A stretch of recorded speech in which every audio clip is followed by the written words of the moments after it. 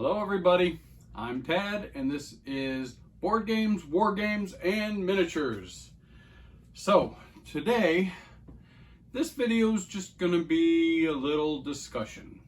So I'm sorry if it's a little boring, don't watch it, turn it off. I'm not playing a game today. We're going to be talking about some games, of course, but I've got this issue that's been weighing pretty heavily on my mind and over the last couple days.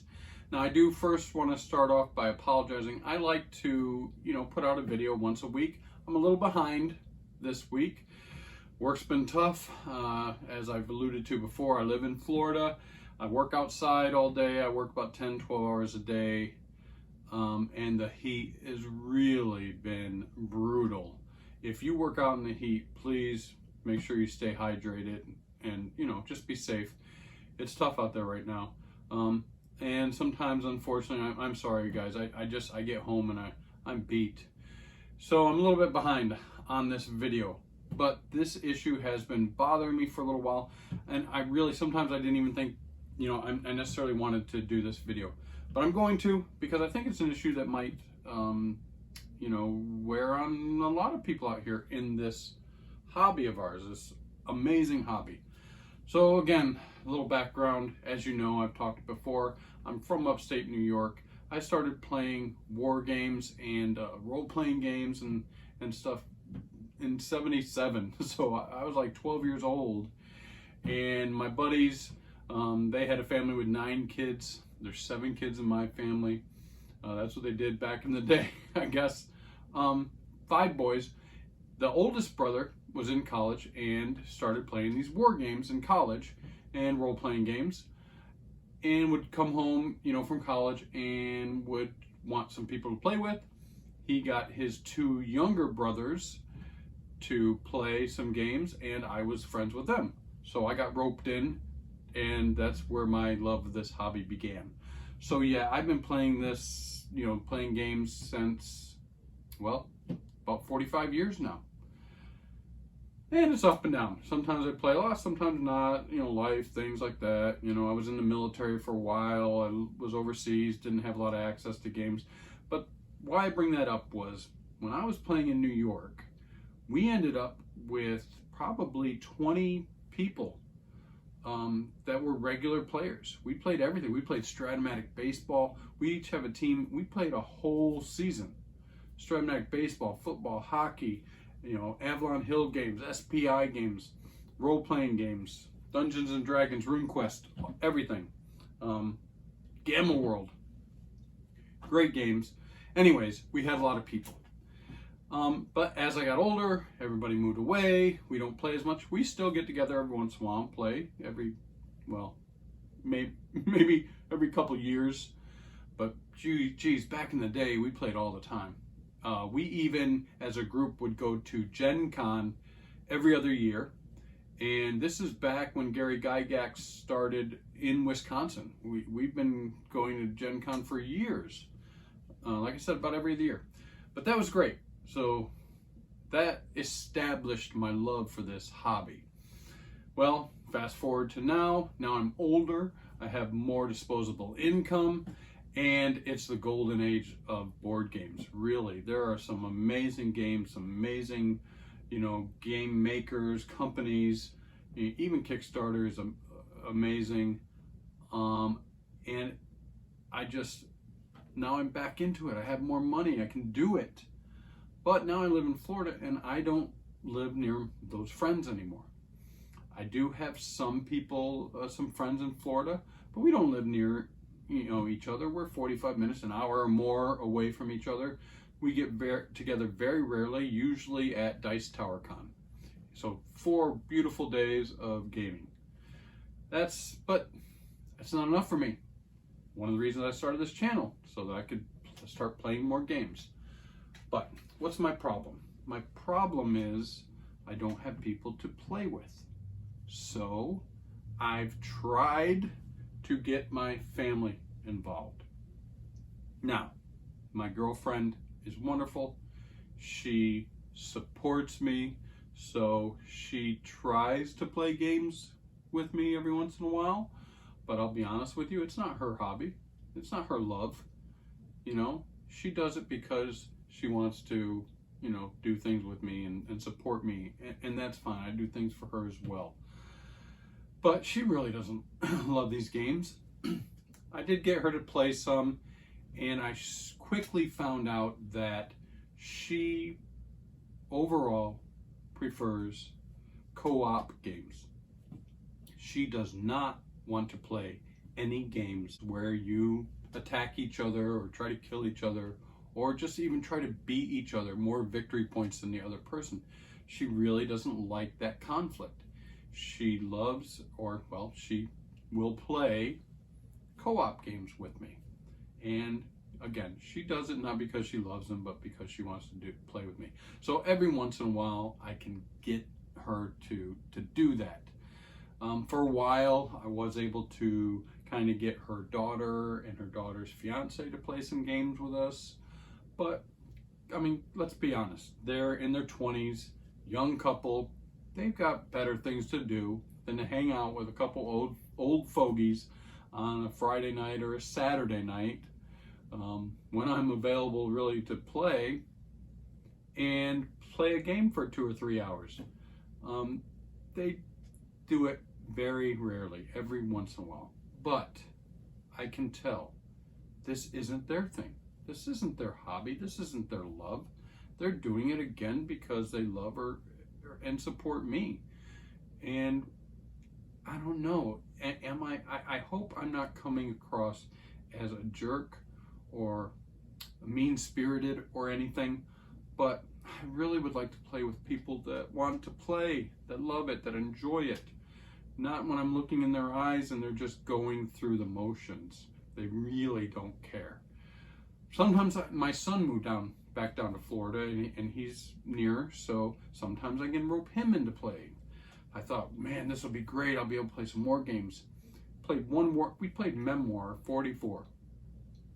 Easy, elegant, fun game. Nope. He said, Dad, I never want to play that again.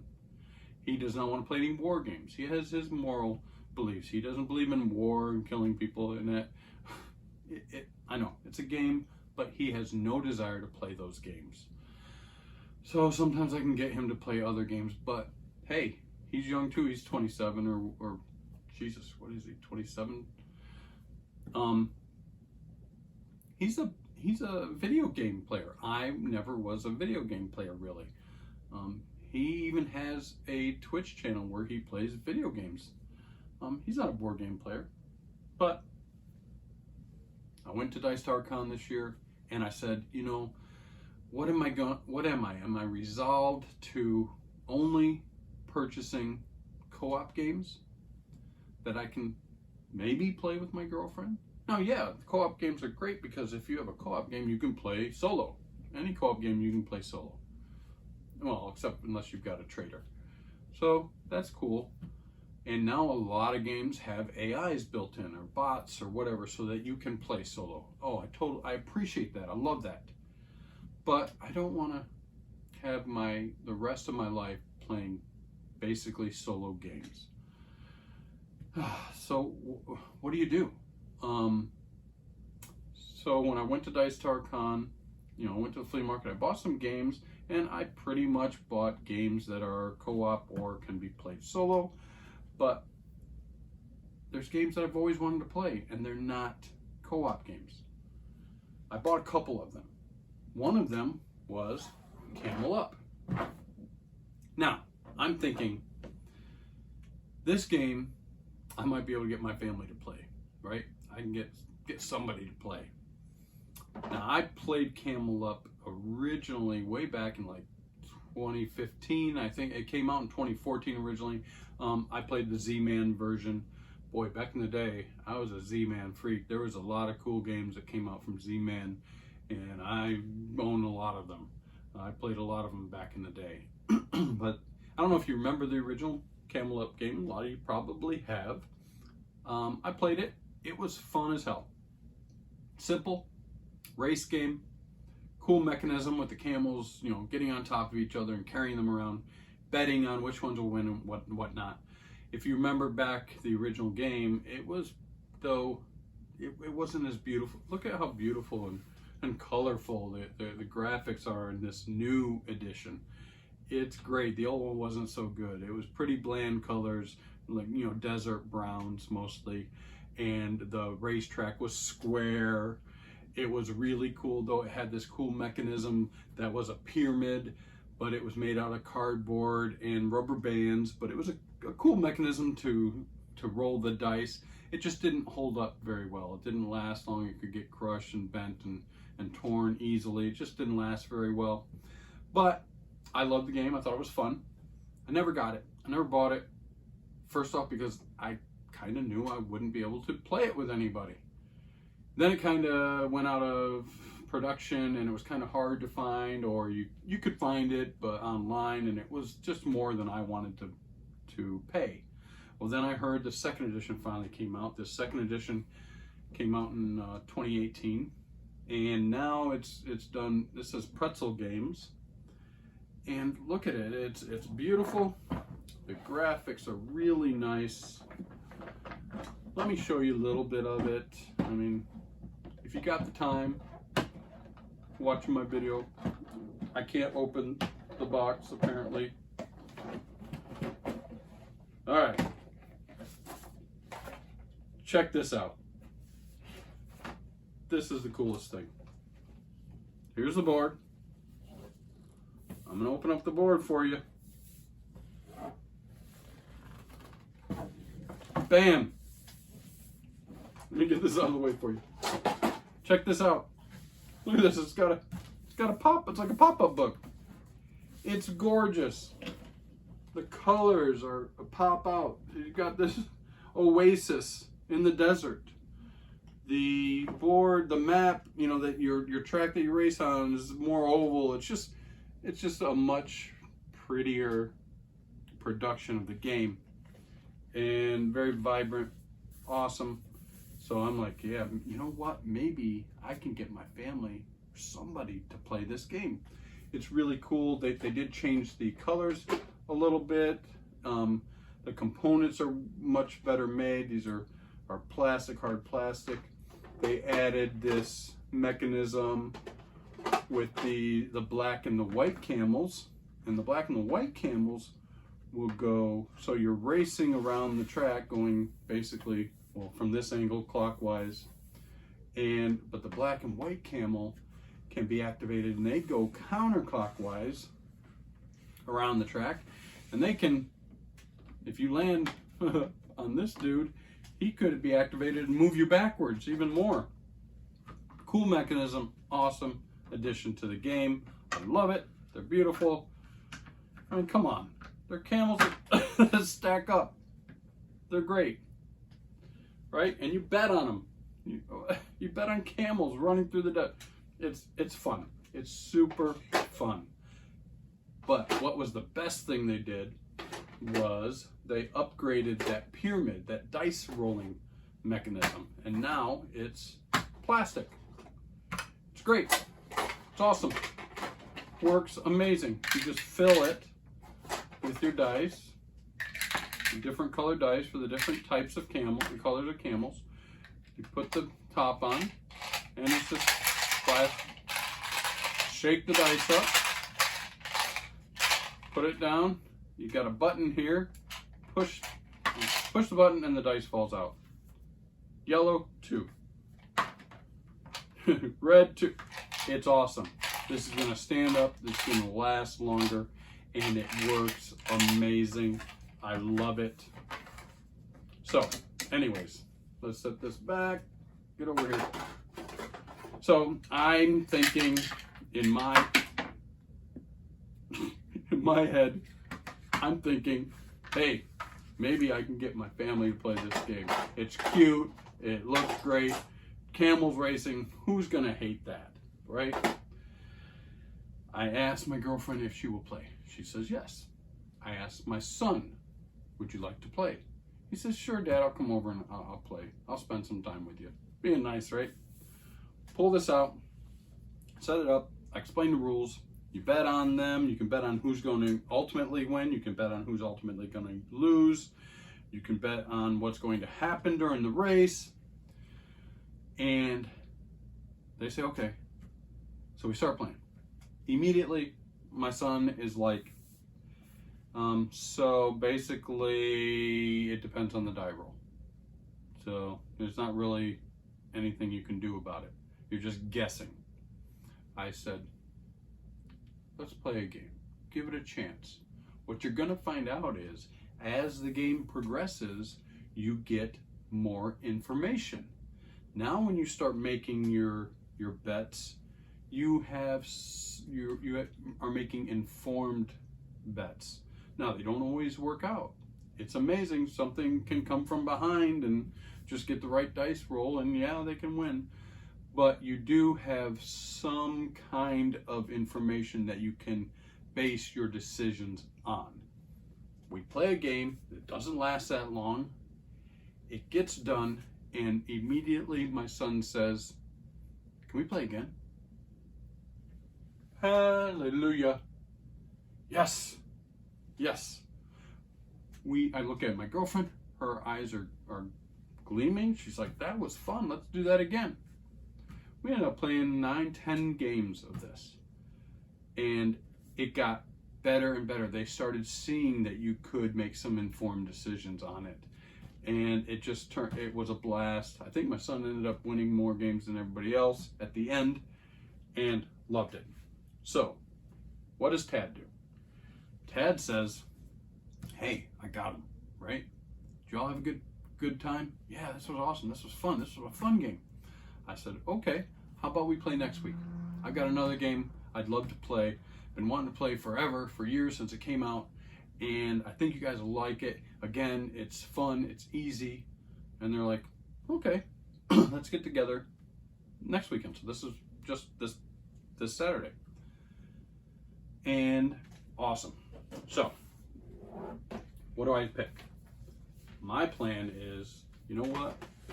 I'm finally going to get out. Let me close this up here real quick, sorry. Man, they make these boxes tight nowadays. I'm gonna get out Ryan Lockett's Above and Below.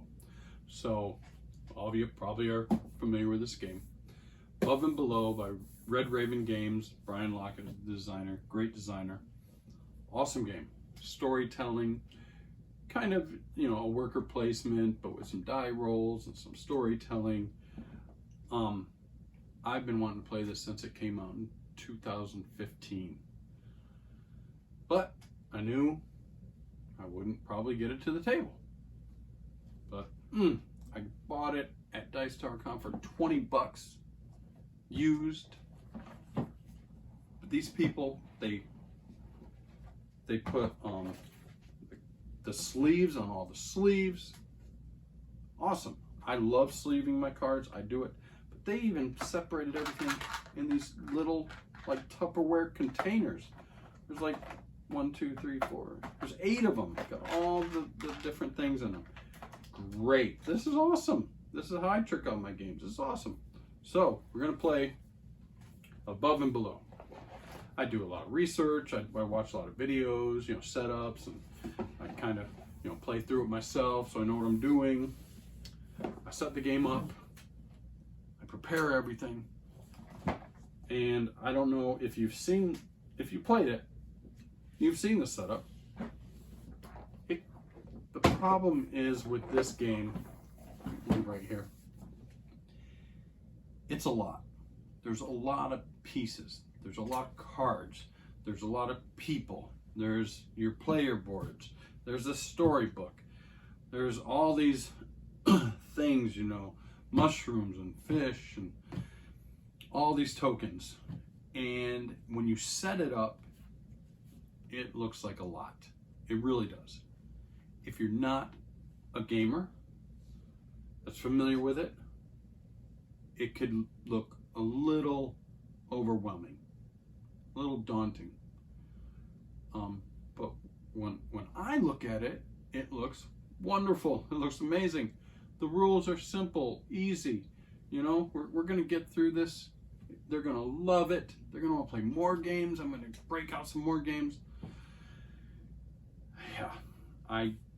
they sit down, I give them the teach, I give them the walkthrough, I teach them everything, and as I'm teaching the game, I can see their eyes glazing over. They're not getting it. For me, it's pretty simple. It's an easy game. For them, it's now information overload, and I'm going slow and giving examples and I'm taking my time. But by doing that now, when the teach takes a long time, they automatically assume the game's going to take a long time. And this game only has 7 turns, but it's not going to be over in 30 minutes. Now the back of the book says 90 minutes. With new players, it's probably going to be more than that. So I give the teach. The first thing my son says is, "Oh, this is one of those long games, isn't it? It's going to take all night." Okay, I've lost it. My girlfriend immediately says, "So this isn't a co-op game?" Nope. Now I'm crushed. Now I'm hurt. I've lost them. They have no interest in playing. Again, I'm trying not to come across as a jerk, as mean-spirited, but it hurt me. I'm like, I was so excited I was going to get to share, my love with the people I love. And they had no desire, and we didn't play the game. I've got a feeling I may never play this game. Unless I break this out when I'm very infrequently with some other players, I'm not going to play it. And gamers that game a lot, they either want to play the old, something in the top 10, or the new hotness, right? They're not going to want to play above and below with me. I don't know if I'm ever going to play this game. So that's the consternation that I'm running into. What do you all do? I know this can't be just me that's having this problem, that I don't have people to play with. Do I resign myself to the fact that I'm pretty much going to be playing games for the rest of my life by myself? Solo games, co-op games, or do I, if I wanted to, I could pretty much rope them in and make them play games with me every once in a while. But I don't want to play games with people who don't really give a shit. They don't care. They're just doing it because they love me. Now that's nice, that's awesome, that's a great sentiment, but it's not fun. I want to play with people that want to play. They don't want to spend hours sitting at a table when they could be playing a video game or doing anything else. I don't know. What do you guys do? Please give me some feedback if you can. Let me know how you deal with it, or how you've found a way around this problem. Even if you have this problem. If you don't, man, you guys are awesome. You got a play group and you play every Thursday or whatever it is. That's awesome. I don't have that. I wish I did. I don't. But anyways, so that's my problem. The thing that's been weighing heavy. It took me several days just thinking about that. Should I do this video? Shouldn't I do this video? Is this really a real world problem? Is it just my problem? I'm sure it is, and I'm sure other people have a similar problem. But please let me know how you work out around this. I'd be really interested in finding out. Let me just show you real quick. I am next going to play Zapotec. Again, it says 1 to 4 players, solo mode included. So they've built in a way to play this game solo with a solo bot and AI, and so that's what we're going to do next. My standard, thing. I'm going to do a video with setup for the solo play, and then we will do a complete playthrough of this game. Even solo, though, I hear it's pretty decent. Maybe 60 minutes. But this is the next one on the list that we're gonna do, Zapotec. I've looked through it a little bit, and it really looks interesting to me. It really looks fun, and I hope you all stick around and watch this playthrough when I do it. I'll be doing it soon. Hopefully not taking up forever like I did this time. I'm really sorry, but all right. So, anyways, please make some comments. Let me know what you think about my problem, and I'd love to hear it. And if you find any entertaining value in this video, please like it, subscribe, you know, all that stuff. Leave me comments. I love it, and I'll see you next time. Thank you.